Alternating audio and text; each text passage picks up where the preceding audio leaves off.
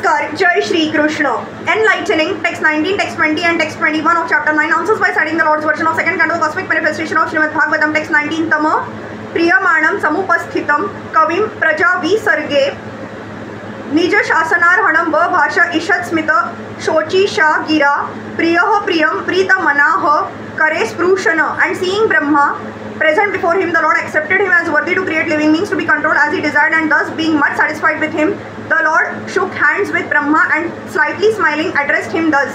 The creation of the material world is not blind or accidental. The living entities who are ever conditioned or nitya-baddha are thus given a chance for liberation under the guidance of his own representative like Brahma. The Lord instructs Brahma in Vedic knowledge in order to diffuse the knowledge to the conditioned souls. The conditioned souls are forgetful souls in their relationship with the Lord, and thus the period of creation and the process of dissemination of Vedic knowledge are necessary activities of the Lord.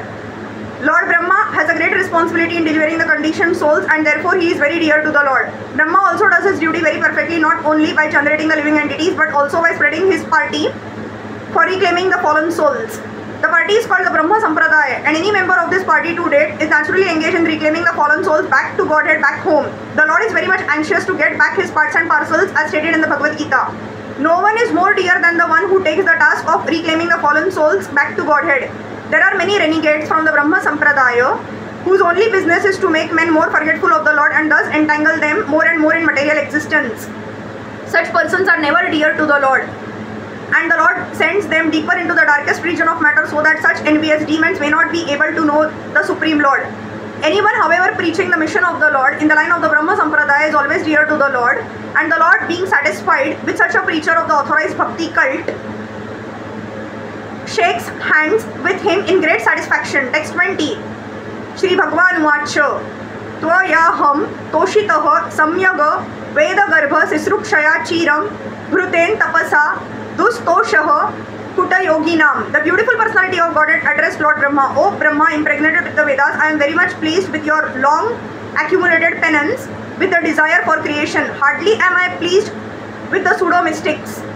There are two kinds of penances, one for sense gratification and the other for self-realization. There are many pseudo-mystics who undergo severe penances for their own satisfaction, and there are others who undergo severe penances for the satisfaction of the senses of the Lord. For example, the penances undertaken to discover nuclear weapons will never satisfy the Lord, because such a penance is never satisfactory. By nature's own way, everyone has to meet death, and if such a process of death is accelerated by anyone's penances, there is no satisfaction for the Lord.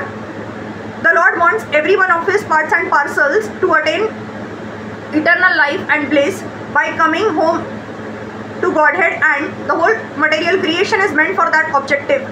Brahma undertook severe penances for that purpose, namely to regulate the process of creation so that the Lord might be satisfied. Therefore, the Lord was very much pleased with him, and for this Brahma was impregnated with Vedic knowledge.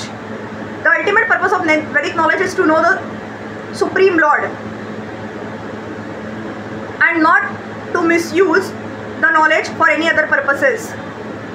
Those who do not utilize the Vedic knowledge for that purpose are known as Kuta Yogis or pseudo-transcendentalists who spoil their lives with ulterior motives. Text 21. Varam varaya bhadram te vareshama mabhivanchitam brahman shreyah parishramah pumsam mada darshanavadhiha. I wish you good luck, O Brahma. You may know from me, the giver of all benediction, all that you may desire. You may know that the ultimate benediction as the result of all penances is to see me by realization. The ultimate realization of the Supreme Truth is knowing and seeing face to face the personality of Godhead.